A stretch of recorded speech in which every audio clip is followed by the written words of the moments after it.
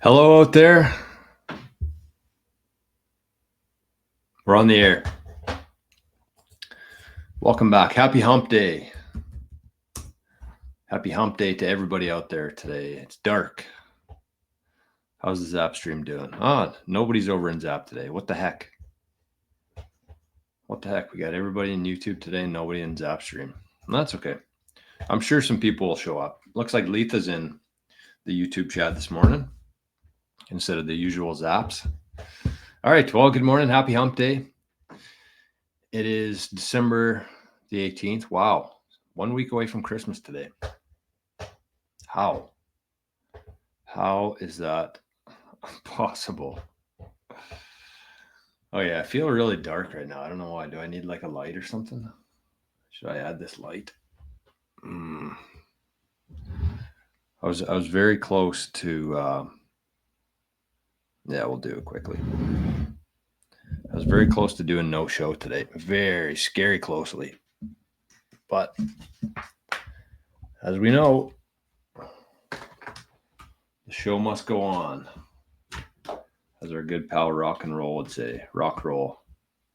I've seen that fella for a while. Where's he been? Busy maybe? Oh. Cripes. Hey, there's Arnie. Maybe? Hey. There he is. There's our favorite fella. Okay, I think we're okay now. Wow, it's dark. We're in the middle of winter here. Okay. Well, good morning, everybody. Welcome to another episode of the Daily Bitcoin Journey. This show focuses on actionable and logical discussion for Bitcoiners and for the future Bitcoiners out there.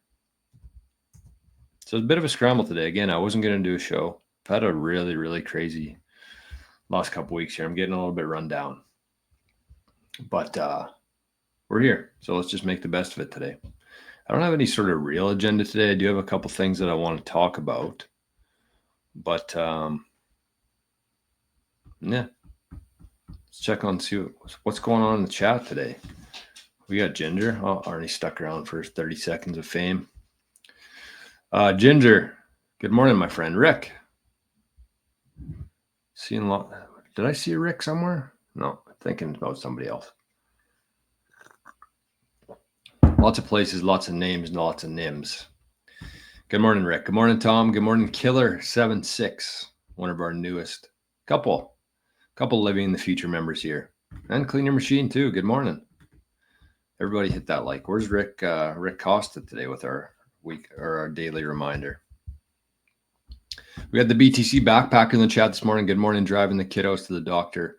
Stay humble and stack sats. Great advice, as Matt Odell would say. We got a little bit of Matt Odell. Oh, that's why I didn't even share this. Jeez Louise.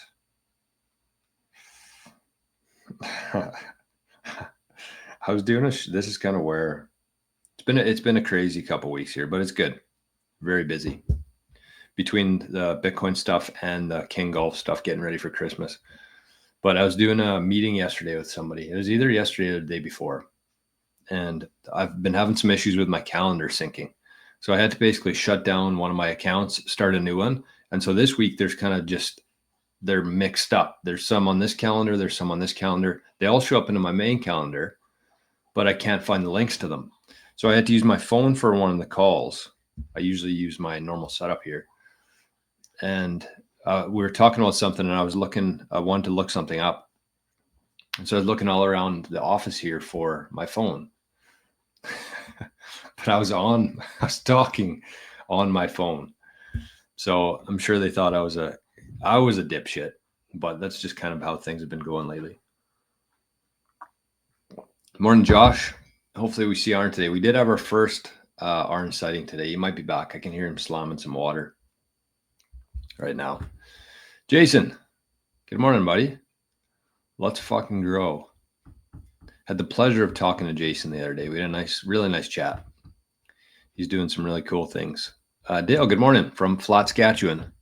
Look at this. We got our first Zap today.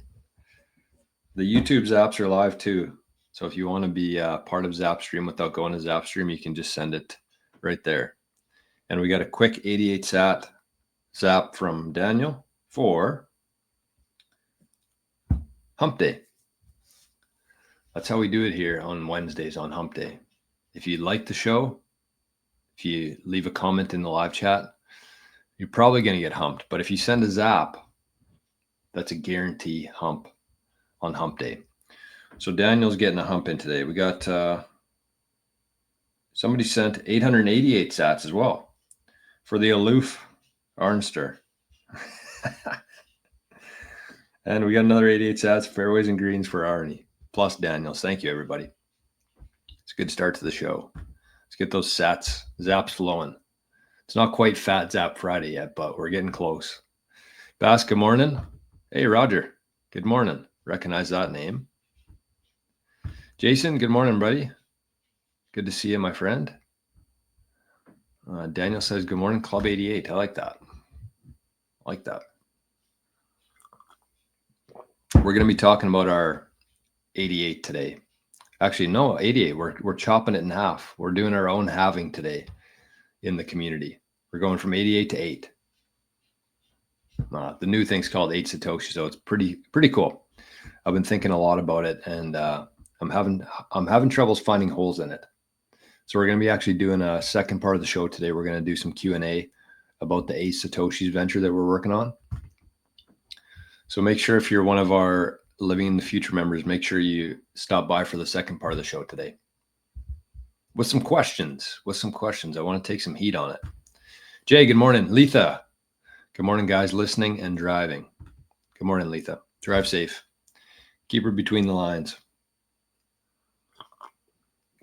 We got another zap here from Ahsoka. 88 sats. Thank you, my friend. And Arnie would say thanks too if he would show up around here. He's doing something back there. I can hear him. Ozekin. Good morning, Buck 52,000. And Bunny. Good morning. Ooh, that's a good question from the boss. Considering Bitcoin Well does not support the EU yet, do you have an alternative way to automatically DCA into Lightning? Tried to find a way, but the LN network is a long way to go when it comes to usability. I agree with that. We're still quite a ways away. I mean, it's great for what I do. It works perfectly well for what I do. I mean, I just try not to keep too many sats in a Lightning wallet. Like every time I have, say, 200,000 sats, I just automatically send it to my cold storage. And I know that some people wouldn't agree with that. They think that you should have a higher amount before creating a UTXO.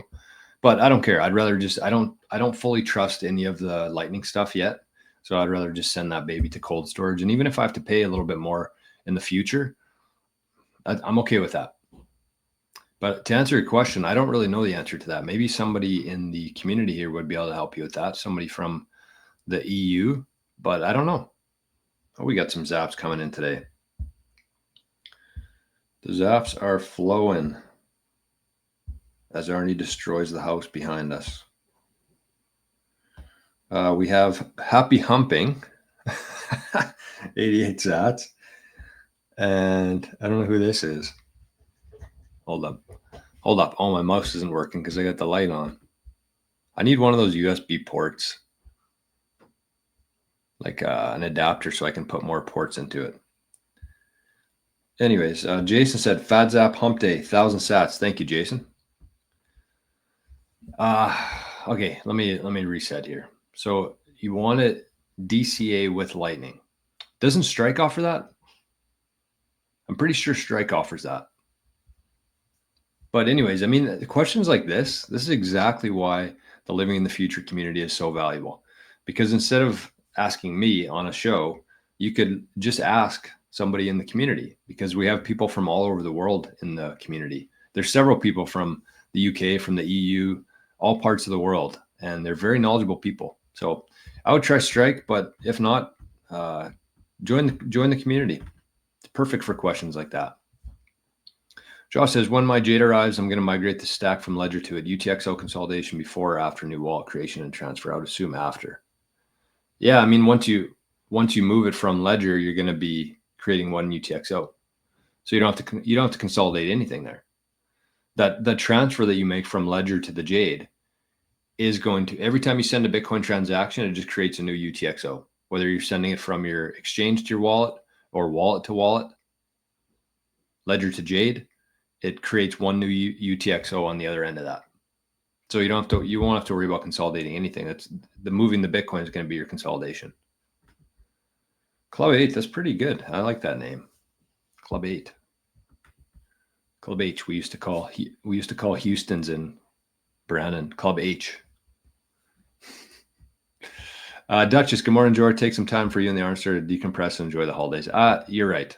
I think we're going to do that. I'm going to do a couple shows, obviously, because I expect there to be some action. And I just like doing the shows. I just need like a bit of a breather. Like, it seems like we haven't had one here for a long time in terms of just like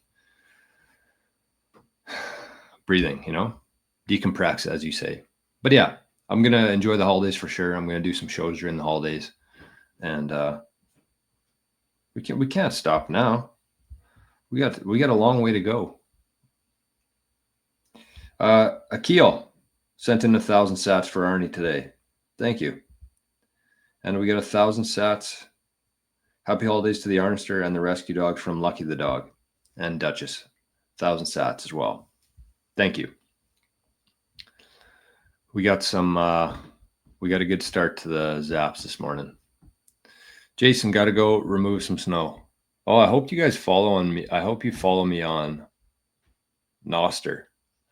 I've been sharing some really good videos of Arnie in the snow. My God, he loves the snow.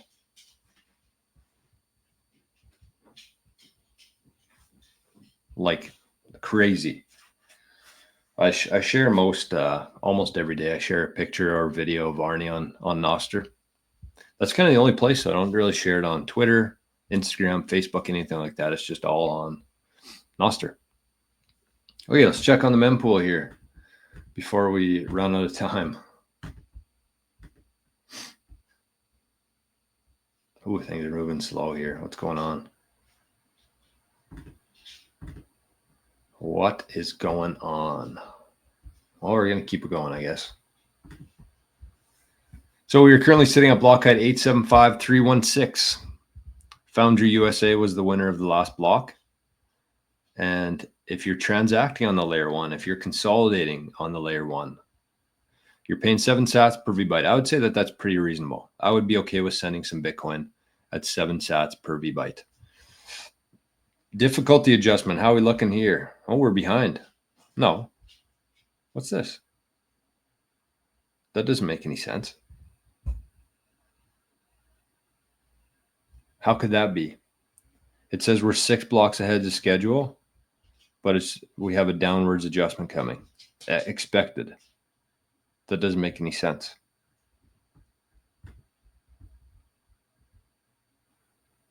Huh. I don't know. I don't know about that. I've never seen that before. Usually when we're ahead, we expect an upwards adjustment, and when we're behind, we expect a downwards adjustment. I don't know. That's a new one. Maybe I have the difficulty adjustment wrong myself. Could be. I don't claim to know everything, but I don't think so. I mean, it's not that hard to figure out. I don't think I could be wrong, but you never know. Mr. Yofang in the chat. Good morning, my friend. Parker, our newest member of Living the Future. That was funny yesterday. I'm thinking about joining Living the Future sometime soon. 2 minutes later, fuck it, I joined.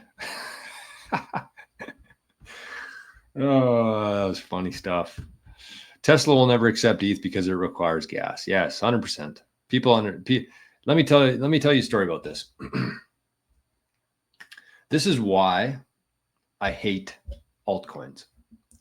I was doing some consolidating the other day. I was selling some of my really old altcoins. I was trying to exchange for Bitcoin. And you would not believe how difficult of a time I had. Somebody who's been in Bitcoin and crypto for 4 or 5 years now. You would not believe how much of a challenge it was for me to convert whatever the hell I think it was Shiba Inu. I bought it like a couple of years ago. It's just been sitting in this wallet. I forgot I even had access to it. So I was wanting to convert it to Bitcoin. And you would not believe how much I wasted just trying to make that conversion. There might have been a better way to do it. I don't know. But I swear to God, I spent $100 just trying to convert that into Bitcoin, to move it, to get it onto a wallet. And then I needed some Ether. And then I needed to sell something else for Ether or Ethereum, whatever the hell it is, to send the Shiba. I swear to God, it was $100 US that I wasted just on trying to do that. We don't need that. We don't need that. That's why altcoins, that's why Ethereum especially is going to completely fail. It already has pretty much. If you know, unless you're an ETH holder, then you'd argue with me, but it's a joke. It's a joke, an actual joke. And yes, and Tesla, if you look at everything, Tesla's going to be a good example of this with the robots, with the robo taxis, with everything. They're going to accept Bitcoin because you can send it all very easily on Lightning. You can build Lightning into any app. You can accept it. It's on Zapstream. It's on NOSTR. It's all going to be integrated. And none of it's going to have any Ethereum. None of it's going to have any Solana. Nobody's going to have nothing else. It's going to be Bitcoin. Right? And there's only so much Bitcoin available, which is the cool part. Thomas. Great name. Great name, Thomas. Good morning to you, my friend. Jason says Strike into you. That's what yeah. Look at Strike. They do DCA very well. Duncan, good morning. Good morning. Good morning. Pasty Janner's over in the Zap stream and Phoenix Falconer. Good morning. Oh, I got cold feet today. I forgot to put on socks. Bodie, good morning. A bit under the weather today, but loving the journey. Yeah, that's kind of how I'm feeling too. I've had a headache for a couple years, a couple days now. Brennan says, good morning. Bitcoin is going to pave the way for what the world needs, a renaissance. Funding human artisans, not the fiat button pushers of today. Oh, did you read my mind? Did you find my diary this morning? Did you find my journal? That's part of what we're talking about today. Yeah, there's Arnie. Oh, I got to see Arnie's butt. Spaceman. Good morning, boys and girls. Girls don't like boys. Girls like cars and money. It's a good song. Good Charlotte. Boys and girls. Or is it girls and boys? I don't know. All right. Let's, I'm rambling here. I'm a rambling man.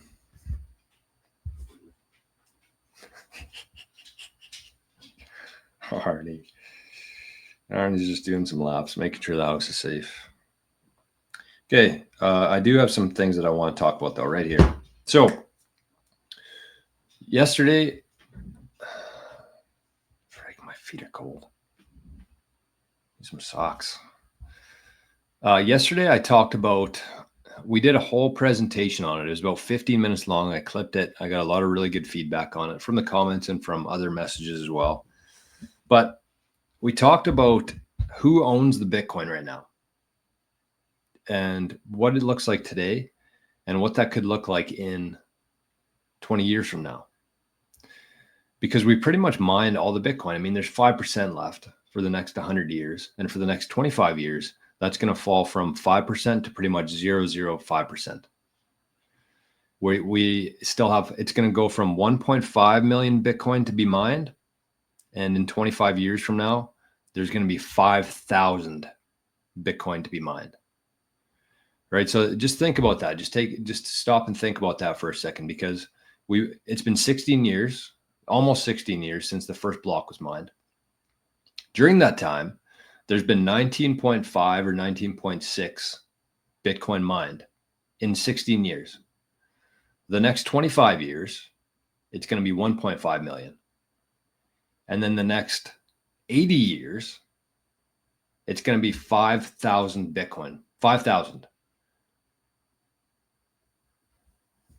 So 19.5 million new Bitcoin in the first 16 years, 1.5 million over the next 25 years, and then 5,000 for the next 80 years.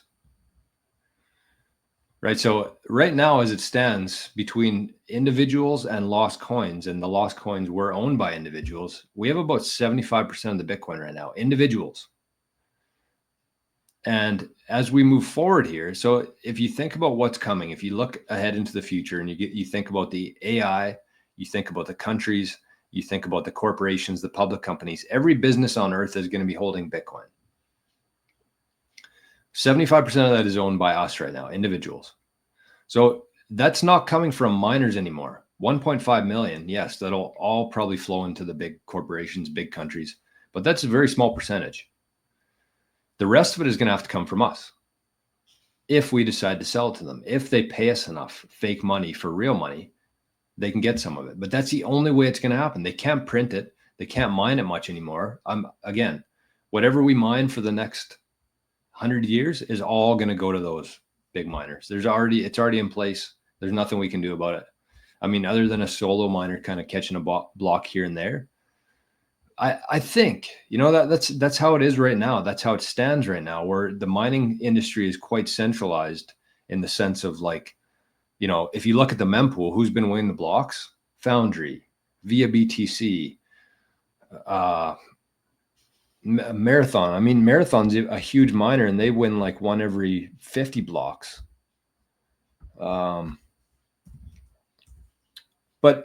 I think that it's probably going to decentralize from there. But let's just assume that those 1.5 million are gone. They're going to the big boys. They've already been locked in. So this is Foundry. Look at this. I'll just bring it up because it's easier to see.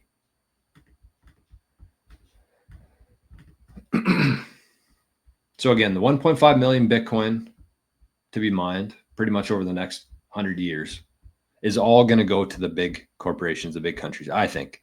We got Foundry via BTC, Foundry, Spider Pool, Foundry, F2 Pool, Foundry, Binance, Antpool, via BTC, Antpool. So it's fairly centralized right now. And I do think that that's going to decentralize. I think that a lot of these big mining companies are going to go tits up in the next couple of decades. And every person on earth is going to be running their own Bitcoin miner.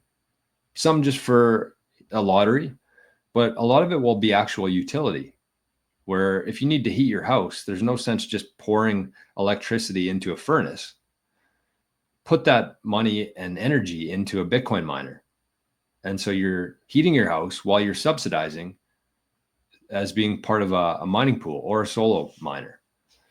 So I do think that it will decentralize over time. I don't know exactly what that looks like, but let's just assume that 1.5 million coins will go to the big boys. Right? And so I'm going to bring this up again because I think that this is kind of cool to look at in terms of the Bitcoin distribution.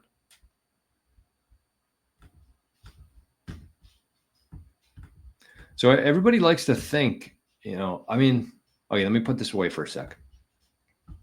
Because we have to remember here what's going to happen.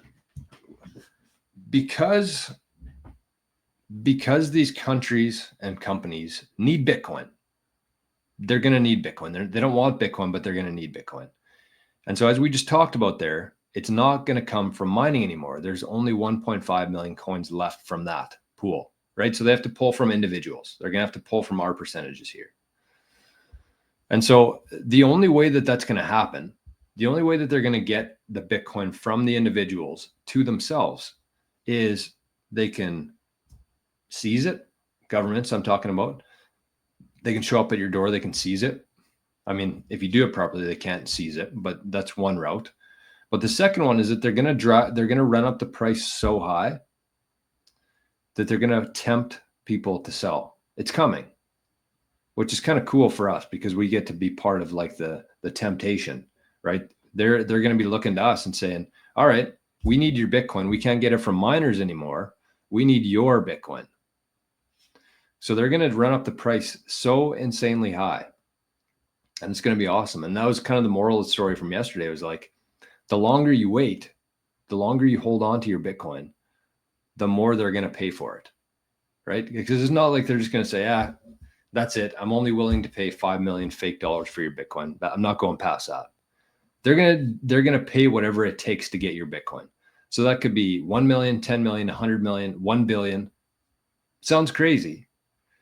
but that's going to be their only option.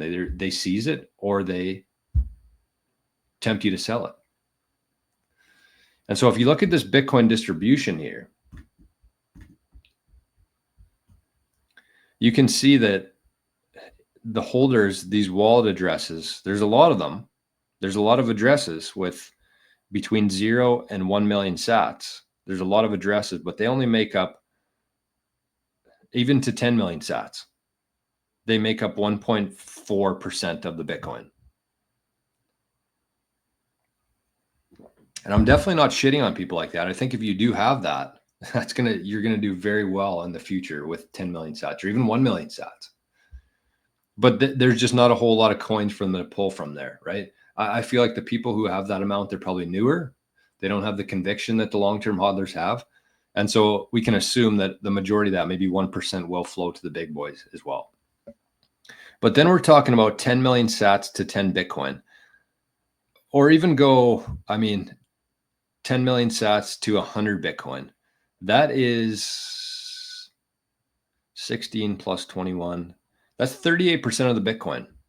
That's not like huge institutions here. That's like people, right? 10 million sats to 100 Bitcoin make up 38% of the Bitcoin holdings right now. So that's who they're going to be coming after. And believe it or not, that actually gives me a lot of hope for individuals actually, holding their ground and saying, you know what, I'm not taking any fake money for this stuff. I'm not. You can give me as much fake money as you want to. I'm not giving you my Bitcoin.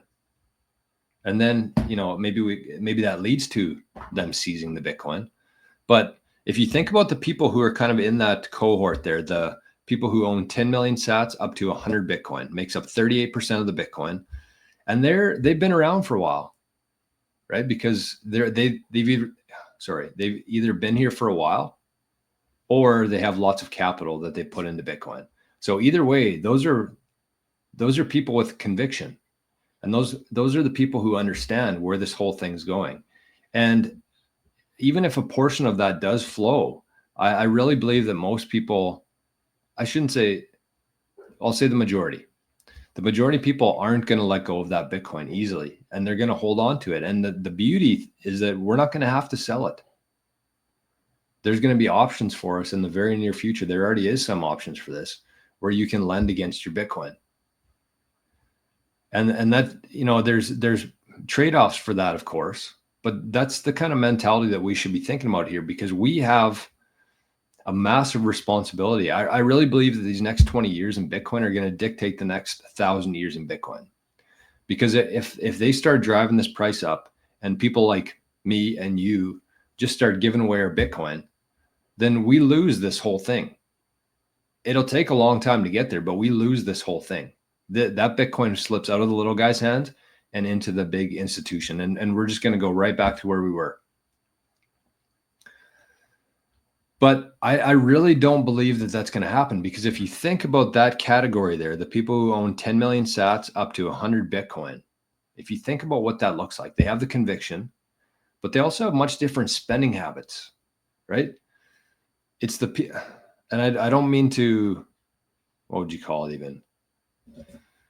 I don't mean to, put group people together here, but like if you think about that cohort of people, they have much different spending habits than the millionaires and billionaires in the old system, right? Let's say that they do drive up the price to, say, 10 million a coin. Let's say that happens. Let's say that majority of people hold their ground. They say, you know what, we're not taking your fake dollars for real dollars or real money anymore. So they drive up the price to 10 million a coin. What does that look like? Do you think that, let's say that Tartafuna, let's say that they have 1 Bitcoin and they drive up the price to 10 million per Bitcoin. Okay, well, what do you think Tartafuna needs right now as a Bitcoiner, as somebody who's been basically just living off of noodles and craft dinner for the last couple of years? What do you think they need to sell for that to actually, be satisfied with it? Maybe they sell 2% of it, their Bitcoin. for, I don't know, $400,000 worth of purchasing power. Maybe they pay off their house, maybe. But do you think that they're going to sell their whole Bitcoin and cash out 10 million into the bank and go blow it on stupid shit? I don't think that they are. I think that Bitcoiners in that category not only have the conviction, but they also have the fiscal or financial responsibility to know better than to do that, right? Because when you get to that point, you've been trained for a while to think much differently about spending your money and what has actual value in the world. So I don't think that they're going to be able to buy out Bitcoiners. I really don't. They might get some, they might be able to shave 2, 3, 4, 5% of it. But like no Bitcoiner is going to sell their whole stack at that point. And it's at the same thing, the higher they drive it, the less you actually have to part with to make an actual difference in your life, right? So then let's say that they get a little bit from 10 million, they drive it up to 100 million. Then your one Bitcoin, it requires you to shave off even less because they've 10x that from there. So all of a sudden your 2% turns into 2 million. Do you need that? Probably not. So it's just kind of a cycle where, and even if they keep driving up, that just means you have to sell less of your Bitcoin. So it's going to be very interesting to see. And I think that that's why these next 20 years is going to dictate the direction of the next 1,000 years. And if we can hold on to this control of the Bitcoin, the 75%, even if we let it slide down to 70%, that's still massive. That's so massive. And somebody left a comment on the video yesterday. That's what kind of made me think about all this. Somebody said, we want to see a breakdown of the top individual wallets because they think that the wealth gap for Bitcoin far exceeds the fiat. So they think that there's more, the wealth gap is wider between in Bitcoin than it is in fiat. And I don't think that that's true. Because if you look at who actually holds the wealth in the current system, what is it, 6, 7, 8 families? And they're not the ones that you see in the magazines or on Fox News. Those aren't the real people who hold the wealth in the world, right? I think most people know that. But like so let's just look at the stats here, right? Let's just look at this. So let's start with that. Let's say the fiat world is owned and controlled indirectly or directly by 10 families. The fiat system. You know, you have the royal family, you have, I don't even want to say their names on here. Rockefeller's the one that starts with a B. I don't want to flag my account here, but like let's assume that there's 10 families in the world own like 99% of the wealth, because that's the reality of things. So let's look at how that compares to Bitcoin. You can see that 4 addresses here hold more than 10,000 Bitcoin. And one of those is Satoshi's wallet. I don't know who the other ones are, to be honest with you. But that's not the point. Look at their percentage. So they own 3.5% of Bitcoin. These 4 categories here, the 1 to, I guess 5, 1 to 10,000 Bitcoin, they own 10, 31, 51, 75%. No, more than that. 80%. More than 80% are owned by the people who have 1 to 10. Imagine having 10,000 Bitcoin. But even this, like you got 3%, you got 11%. And this will probably change. I mean, they might, I don't think that they're in the accumulation phase anymore. If you had 100,000 Bitcoin, I don't think you're DCAing into Bitcoin. That's going to redistribute to other individuals, right? But even that, we're going to say that 10 in the current system, in the fiat system, 10 families hold 99% of the wealth. So even in this, you got addresses, 100 plus addresses own less than 15%.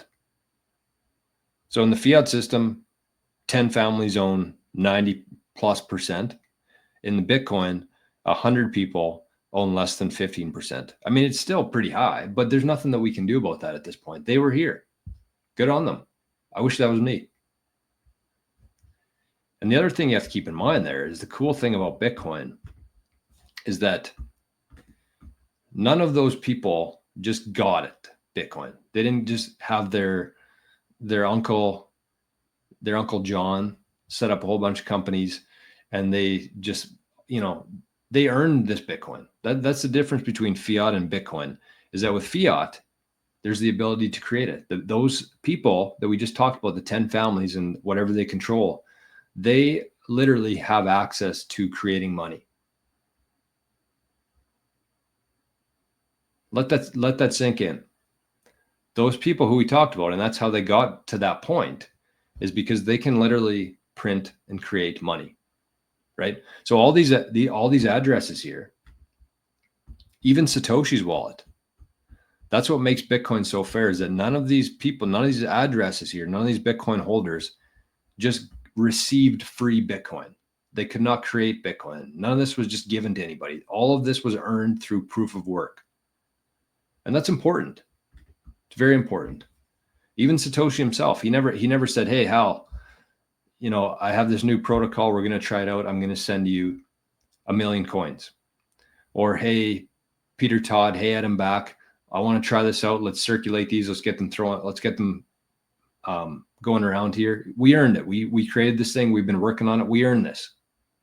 No, every one of these coins that we're looking at here, every single one of these coins has been earned. So these coins were either mined or they were earned through exchanging fiat for Bitcoin, right? And so, I mean, some of it indirectly would be given if you have access to printing money and you can convert that to Bitcoin. But like overall, that's the only two ways to get Bitcoin. You either mine it or you add value and earn fiat and convert it and buy Bitcoin. It's the only two ways. You can't print Bitcoin. You can't create Bitcoin. So those are important differentiations between fiat and Bitcoin.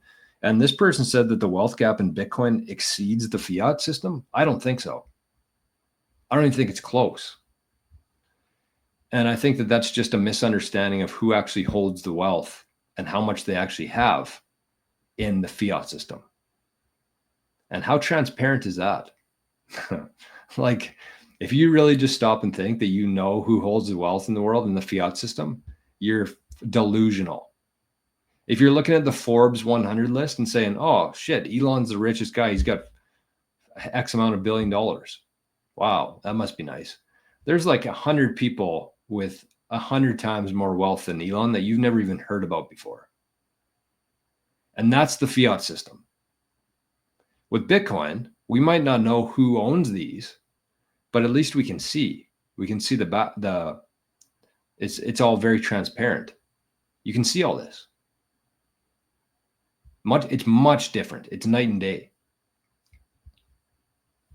So, I mean, Bitcoin's not going to just like make everybody equally rich. I don't think that should even happen. I think the people who add value to the world should, and work harder, should have more value.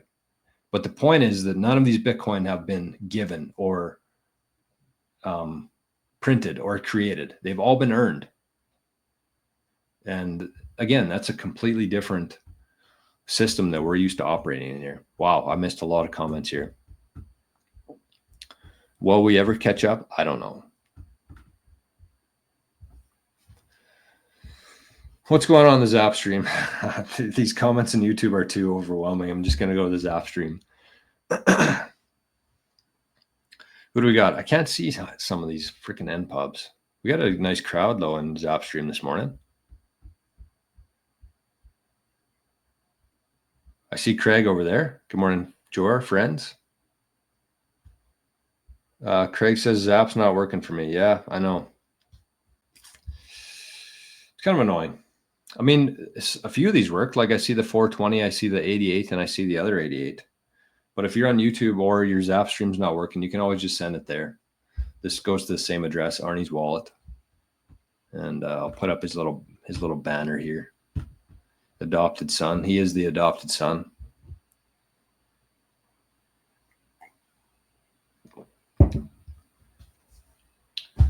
Oh, we got another 1,000 sad Zap that I missed. Oh, a couple here. Somebody sent 1,000. And somebody sent 121. captain of the ship. Thank you. My path to fire is over there as well. And there's a couple NPubs that I can't see the names of. So sorry about that, but good morning. Hold on, I got a link from Craig here. Oh yeah, let's check this out. What's Craig got going on? This looks interesting. Bitcoin Wealth Pyramid, March 2024. Cost to enter the percentile clubs today. This is kind of interesting. So that's dollars though. Oh no, Bitcoin on the right side. Whoops. So it looks like we got the shrimp there. Shrimp or a crab? No, shrimp. I don't know. We're not going to try to name these. But if you want to be in the top percent of Bitcoin holders, you need 13 million Bitcoin. Wow. If you want to be in the top 2% of Bitcoiners, also known as the wealth in the world, you need 1.5 Bitcoin. If you want to be in the top 1%, you need 3.5 Bitcoin. And the top 0.5%, 6.8 Bitcoin. Wow. Something to work towards. I mean, how many people at this stage are getting to, even 13 million sats? It's crazy to me, just with the price of Bitcoin and how much it's gone up in the last couple of weeks. It's just crazy to me, the conversions. Like, I was so used to paying, let's say, $100 to get 100,000 sats. $100 now in Canada gets me like 60,000 sats. I'm having a really hard time with this. How little sats we're getting for dollars right now. So what does it cost here in Canada to be in the top 5% right now? 13 million sats. Wow.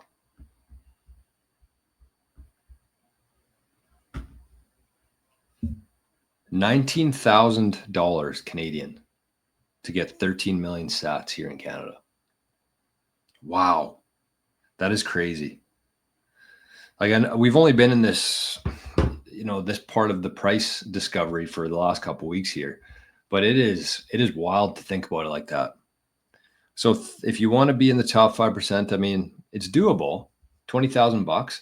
But if you really think about like how many people have $20,000 kicking around, they could easily flip into Bitcoin. And not only do they have it, but do they have the knowledge and the willingness to do that? Like, nobody's doing that. I think this is all kind of priced out at this point. Unless you have, and I don't think it's going to last very long, but you're still going to have a lot of people that have a lot of wealth in the old system that, either worked for 40, 50 years and they're kind of retirement phase right now and they got a bunch of capital that's melting away. I think that they're still going to have a chance to get some of this, but it's not going to be around for very long. I really believe that Bitcoin has already priced out. Trying to get to 1 Bitcoin has already priced out millionaires. Because if you just think about it, it's very simple to think about. Let's say you have a millionaire. Somebody has $1 million. Think about how much of that is actually in cash or cash equivalents, where they could turn around tomorrow and convert that into Bitcoin. How much for a millionaire? Maybe 10%. Like, what's their wealth? Probably in real estate, probably in the stock market, probably in gold, probably in their company. If they have a company, they have a business, the equity's there. They can't turn around tomorrow and buy Bitcoin, or even a month or two from now. So if a millionaire wanted to get to one whole Bitcoin, they need over 10% of their total portfolio right now to get 1 Bitcoin. A millionaire. And how many millionaires, again, either have the cash available that they could buy Bitcoin with, or they have the conviction, the know-how, and the knowledge to be able to do that? Like, how many millionaires are just going to straight up allocate 10% of their portfolio into an asset that they know nothing about? So I really think that Bitcoin has already priced out millionaires to get to 1 Bitcoin anyways. And so then if you want to be in the top 2%, yeah, that's crazy. Very simple math. Very simple math. There's 60 plus millionaires on the planet right now. 60 millionaires. And there's 21 Bitcoin. And how many, and then you go even further than that and you say, okay, well, how many of those 60 million millionaires own Bitcoin? Maybe 1 million of them. And how much? So then you go, okay, so there's 59 millionaires out there, 59 million millionaires out there. And how much Bitcoin is available now? Maybe like 1 million.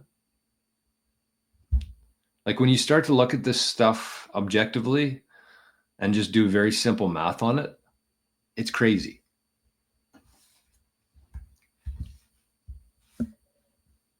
It's crazy, crazy. All right, zaps are coming in here, folks. Zaps are coming in hot. Another 1,000 sats from an anonymous tipper. Thank you. Thank you. It is the zaps that keep me coming back every day. We know how Bitcoin, not Bitcoin, we know how YouTube pays. Not well. Not too well. I've been thinking a lot about the future here.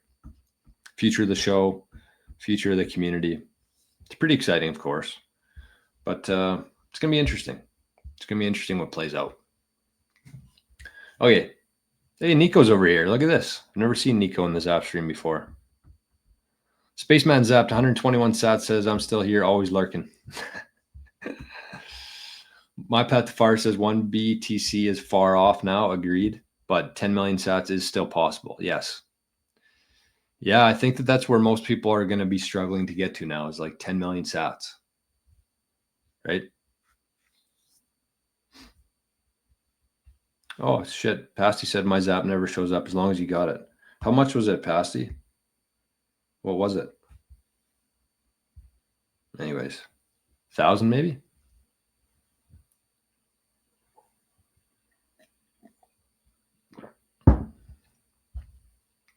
All right, sorry, I'm just trying to catch up on comments here.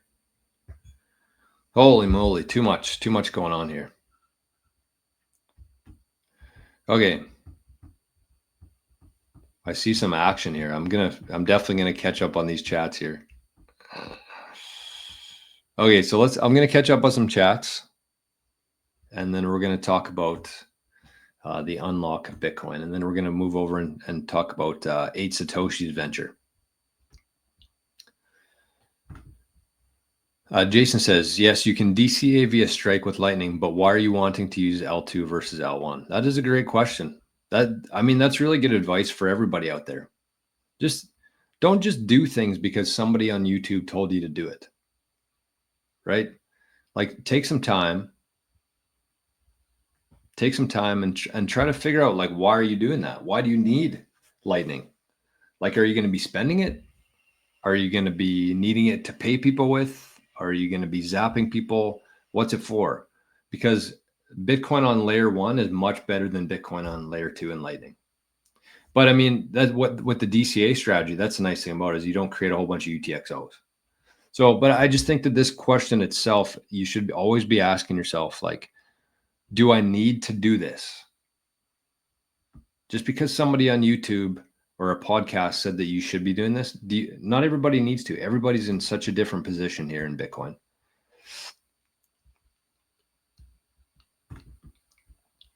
Quality First says, why are people paying this guy? Says, I'm a little confused. Oh, too bad I didn't see this for 40 minutes.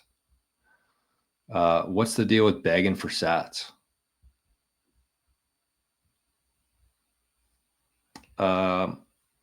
Okay, let me answer this in a couple different ways. First of all, I'm not begging for sats. The Bitcoiners within the Bitcoin community, there's people, if they get value, they give value back. And Bitcoin allows that to happen in a very easy, efficient, and permissionless way. So what am I doing here? That's the question. Like, why am I here talking to you right now? Think about a guy, you're walking to a hockey game or a concert or a nice dinner with your wife, and you're walking down the street, and there's a guy out there and he's playing guitar. He is entertaining you, right? He's standing there on the side of the road. He's playing guitar, and you just, without thinking, you throw him a $5 bill, right? And that's how he earns a living.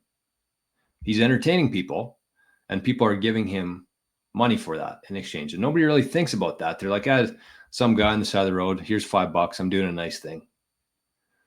But what am I doing? I'm doing something very similar to that. I'm entertaining people. I do an hour and a half shows pretty much, every day. There's 100 people in here who are watching, entertained. Otherwise, they would just leave. And it's also educational, right? So I'm not begging for sats. I just think that, if you are getting value from me, if you're learning, if you're being entertained, a lot of people want to give some back. And, that's why I'm doing this, right? I'm not just doing it out of the goodness of my fucking heart here. Obviously, I am for a portion of it, or otherwise I would be long gone by now. But I mean, what kind of question's that? Seems a little tacky. Well, go watch a different show then, you fucking dipshit. Like, you're literally watching the show for free and you're complaining about it? Kick rocks. Franco, good morning. DCA, it seems like everybody's using Strike, or a lot of people are. I use Bitcoin while here in Canada, but apparently you can't use that in the US. I just found out. So Strike is the play for America and other parts of the world. But if you're in Canada, definitely check out Bitcoin Well. Well works for Zaps. Yeah, that's what I should put. I should replace this this sign back here. Should say will work for Zaps. Oh, shit. All right, what do we got here? Oh, we got Bodie with a big zap. 1,000 sats. Look at that. Thank you, Bodie. And my Pat the Fire sent some as well. Bodie sent 1,000 sats saying, encouraging words help visionaries stack harder. Thank you, Bodie. And thank you, my Pat the Fire, as well. Appreciate you guys. Morning, Paul. Is this the Paul? I think that is the Paul. He's a big supporter of the Bitcoin community. Thank you. Tom says, Josh, you can also send multiple transactions selecting. Yes, true. That's why Sparrow Wallet's great, is you can just highlight your UTXOs and you can select them, and that's what you send. You don't let the wallet decide which ones you want to send. You can actually manually choose those yourself.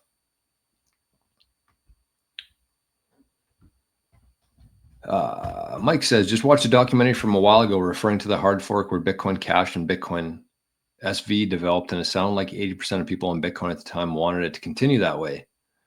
I don't know. Mike, don't trust anything that you hear right now, because there's a lot of FUD being thrown around. I couldn't believe that Tucker had that dipshit Roger Ver on his show. If you look back at that guy's history, it's not good. It's not clean. And just be aware. Do your own research. Don't look to me for my opinion or anybody else. Just look at what actually happened. Take a whole bunch of different sides. And I think there's a book called The Block Size Wars. It's actually really good coverage on that. I haven't read it myself, but anyways, that's a subject for another time.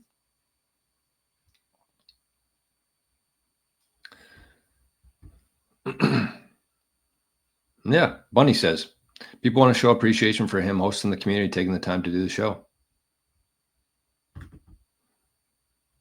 I appreciate this guy's knowledge, but begging for sats. Oh my God, kick rocks. You appreciate the guy's knowledge. Okay, so you just want everything for free? You just want me to do this for free? All right, good to know. Think about teachers. And I don't claim to be a teacher here, but think about a teacher, right? A teacher goes through the education system. They get indoctrinated. They get told what to teach to kids. They get paid $100,000 a year. Kids show up. They don't even want to be there. Or in university and college, it's even more. They're just doing it for this degree. Everybody here is on their own time. Everybody here is doing this voluntarily. And you pay for that. You pay for your grade school, you pay for your college, you pay for your university. The teachers get paid very well for that. And you're pretty much forced to do that by society. Or something like this, you're here because you want to be here.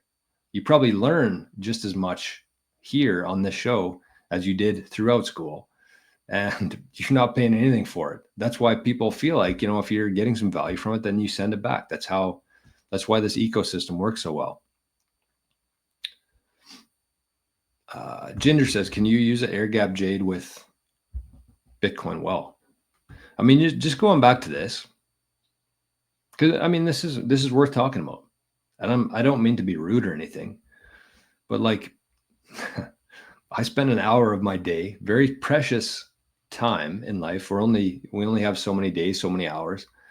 I spend close to an hour every day just answering people's questions, because when I first got into Bitcoin, I had nothing like this. I paid $500 US to watch some guy's videos on his private channel so I could learn how to buy Bitcoin and how to send Bitcoin and receive Bitcoin. So I didn't have anything like this.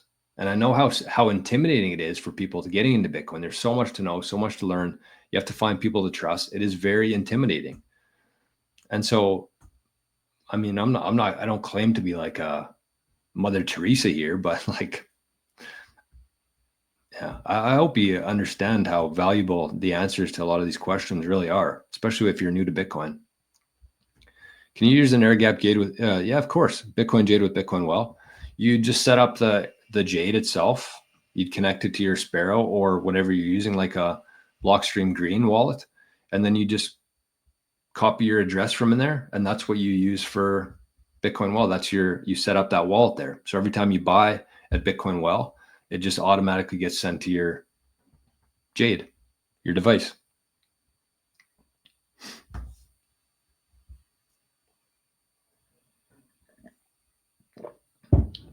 Yeah. My Path to Fire says, with zapping sats, there is no middleman. No selling your personal data, no engagement farming, just genuine V for V Bitcoin style. Right. I mean, if you think about that, previously, before Bitcoin and before Lightning and before micropayments, like if somebody wanted to support me doing this show, if you were learning, if you were being entertained by the show, you would have to sign up. You'd have to enter your credit card information. You'd have to KYC yourself. And a lot of people don't like doing that. A lot of people prefer to be private. So instead of having to go through that process of entering in your credit card information, putting in your name, your address, your email, your phone number, instead of that, you can just send some here without anybody's permission, without putting any of your information in to anywhere, right? That's why this is going to win, because it just makes so much more sense. And yes, we are very early to this party, but that's exactly what's going to happen here. I don't know who this is. It said, I love that you're on Zapstream. Yeah, I love being on Zapstream when it works. Anyways.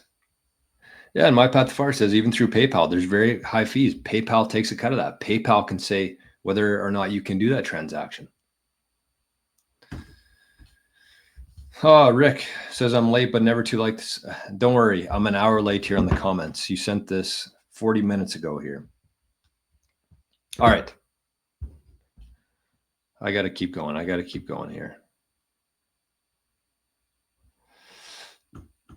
keep going. Timber Crasher, good morning, my friend. Scotty, good to see you. Ian, Greenello. Oh, look at this. 2011 Bitcoiner in the chat. Tits up. Did I say that? I say a lot of things without realizing what I'm saying. Cheers to the whole coiners, no doubt. I don't think that people really understand how valuable that one Bitcoin is going to be one day. I mean, if you can somehow get to, I hate the message of like, if you don't get to one Bitcoin, you're a failure. I think we need to look at it like, make that your goal, because if you can do that, that's going to change the direction of your family for thousands of years into the future. It's going to be so incredibly rare that people have one Bitcoin in like 10 years from now. Because a lot of people have I shouldn't say a lot, but like there are whole coiners now, but are they going to sell it? Are they going to lose it? Are they going to, whatever it is? I think in 10 years from now, if you have one whole Bitcoin, those percentages are all going to continue to shrink, right? Over time. If you did that thing that Craig sent, Where is it? Right here. Let's bring this back up for a sec. Like if you looked at this exact same chart 5 years ago, these numbers would be way different, right? Completely. And I think that as we go forward here, like this top 5% might slide to be like 8 million sats and then 5 million sats. Like that's how this thing works. That's how this thing moves, right? So it's just it's going to be constantly sliding. It requires less and less to be, a higher percentage, but it's going to cost you way more. So like if you're a whole coiner right now, man, you are doing it. Just make damn sure, make your whole priority in life, financially anyways, is to protect that Bitcoin.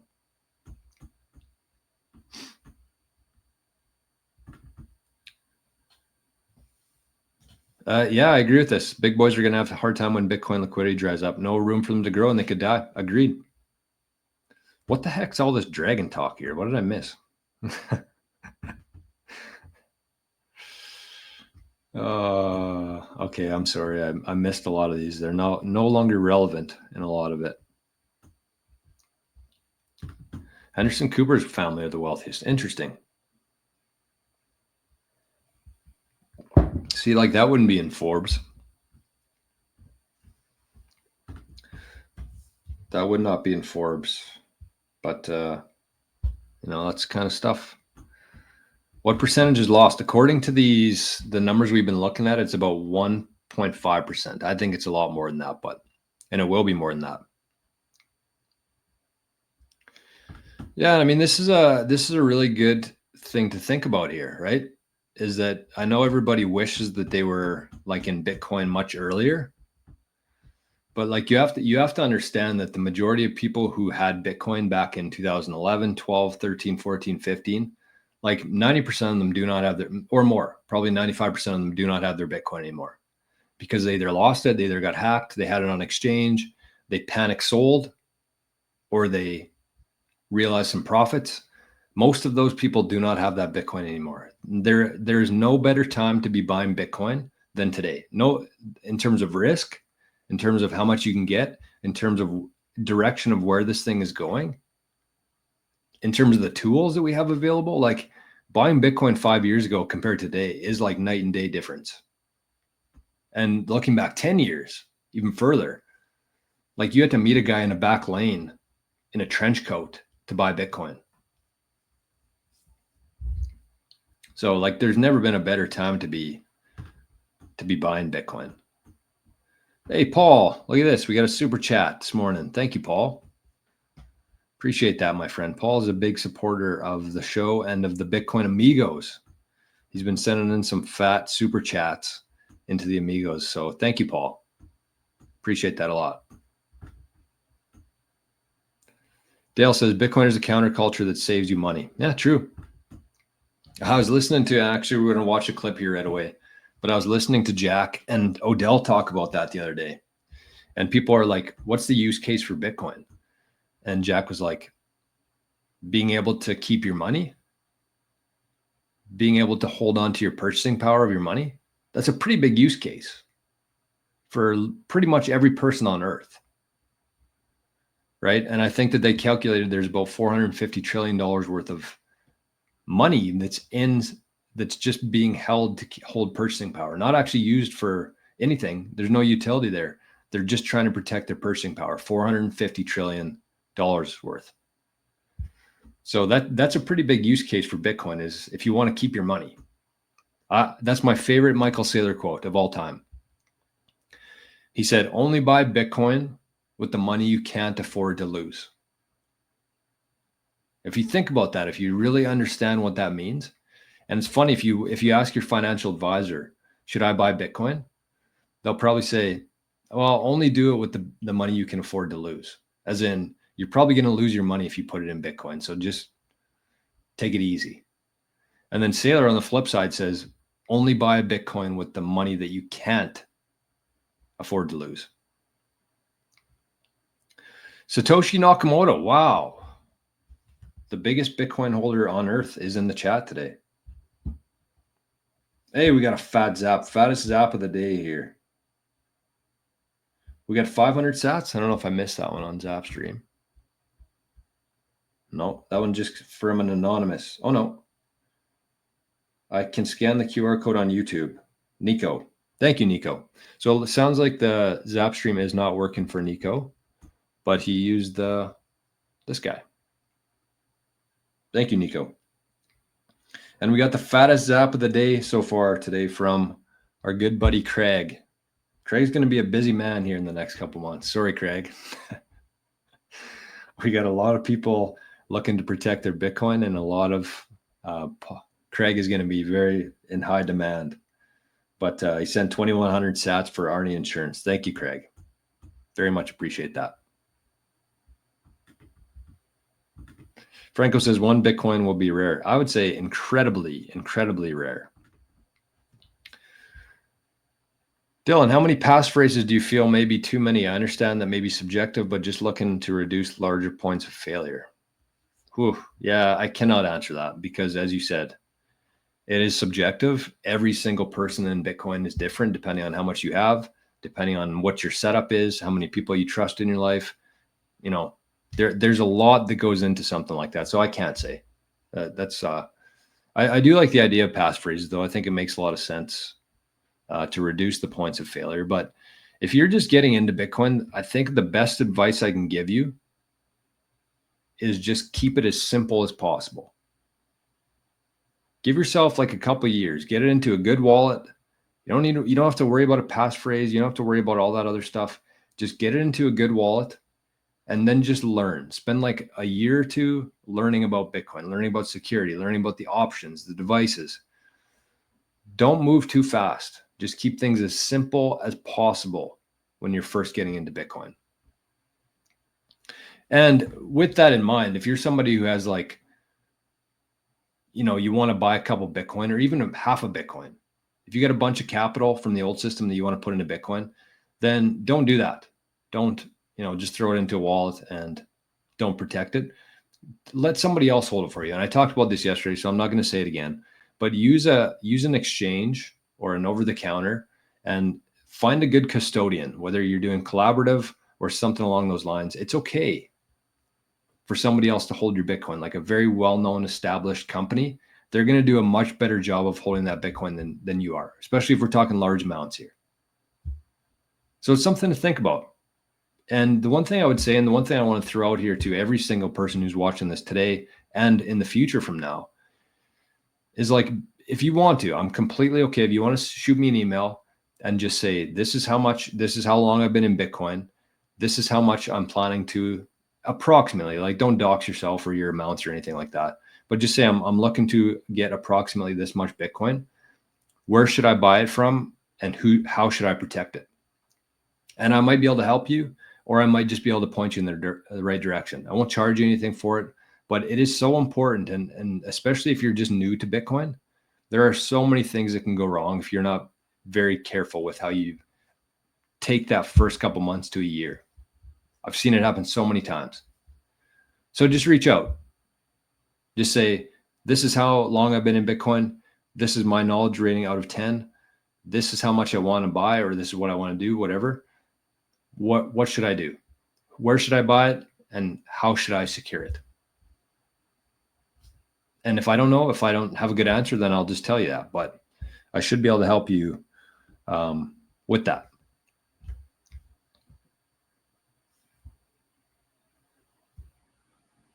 All right, sorry here, folks. We got a couple of zaps coming in. 21 sats from Kieran. Wow. Kieran in the chat, the creator, the king of Zapstream, is in the chat this morning. Thank you, Kieran. Thank you for the zap, and thank you for what you've created here with the Zapstream. All right, sorry, folks. I cannot get through all of these right now. There are way too many. Holy, it's got to be a record for comments today.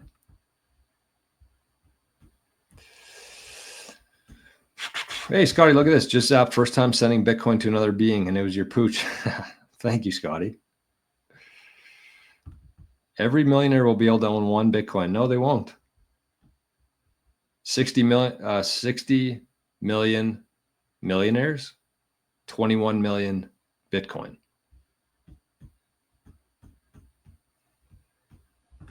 Oh, Scotty sent 1,000. Okay, one of these was from Scotty. Thank you, Scotty. Appreciate that, my friend. Dan says, hey, how necessary is it to run our own nodes for protecting ourselves from bad actors out there? Does it really help that much? I mean, that's a tough question for me to answer. I do think that it should be in every single Bitcoiner's longer term plans to run a node. Very important part of it. But what I usually say is, like, if you're just getting into Bitcoin, you hear all these different things, you're trying to learn as much as you can. People are telling you to buy a cold card. People are telling you to run a node. People are telling you to start a Lightning channel. Like, just take it very, very slow. And if that sounds like, you're just getting into it, don't waste your time setting up a Bitcoin node. I know this is probably, some people wouldn't agree with this, but like, buy Bitcoin with that. You got $1,000 kicking around. You don't want to go buy a server to run your own node. Go buy $1,000 worth of Bitcoin. Accrue some knowledge, protect that Bitcoin, and then eventually you can start running your own node. I think that it should be in every single Bitcoiner's longer term goals to run a node for sure. But like, don't try to do too much too quick.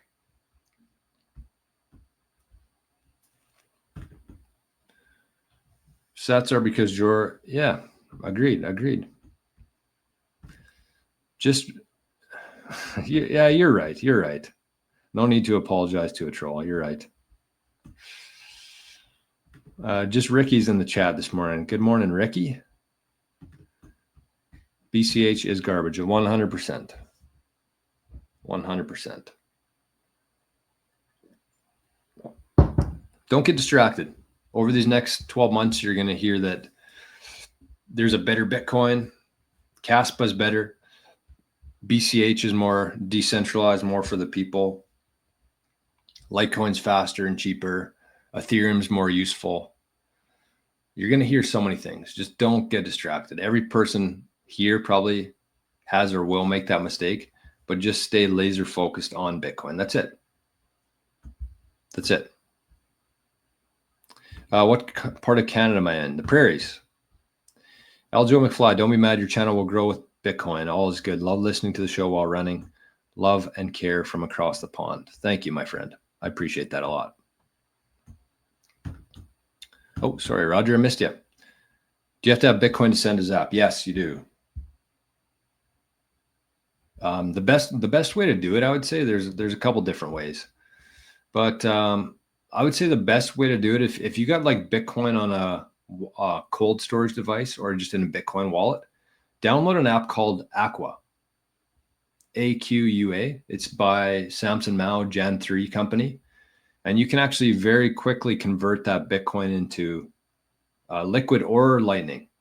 And then you can send that as you need to. I think that that's the most cost-effective way to convert Bitcoin to Lightning. Or Roger, if you're in here, we'll give away some Bitcoin here, and I'll show you how to do this. If you're in Canada. And if you're not, oh, sorry, Zapstream, I just shut you down. All right, Zapstream's back. If you're in Canada, I'm going to show you here how to convert. What the hell's going on? Oh, I'm getting a call. Well, I might have to cut this off here right away.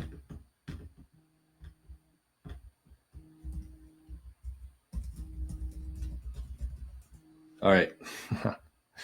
Yeah, I want to hop into this call, so I'm going to have to shut this stream down here right away.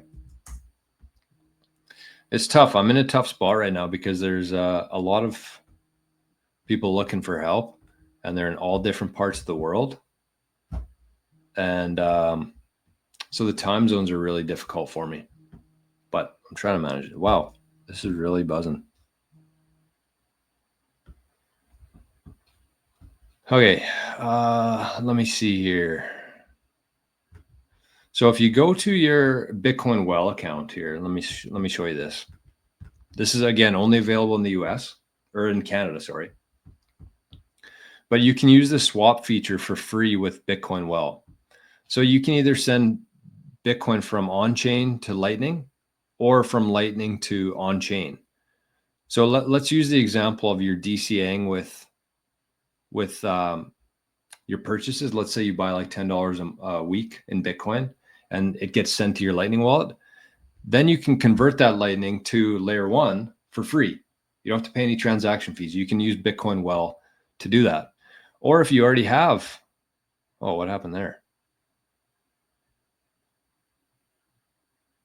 I don't know. Somebody just send me Bitcoin? I don't know what happened there. Anyways, but if you also have Bitcoin on chain, on layer 1, and you want to convert it to Lightning, then you say, I want Lightning.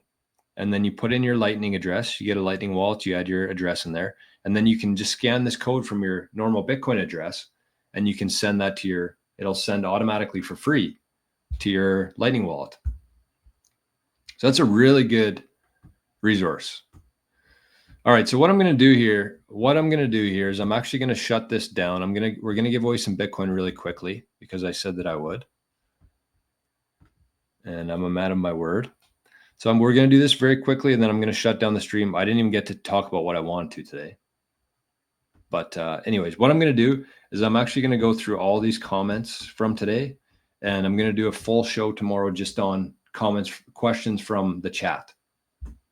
So, I mean, if you do have any questions that you want answered tomorrow on tomorrow's show, just throw it in the chat right now, and I'll write all them down, and we can talk about them tomorrow. But anyways, get your Lightning wallets out.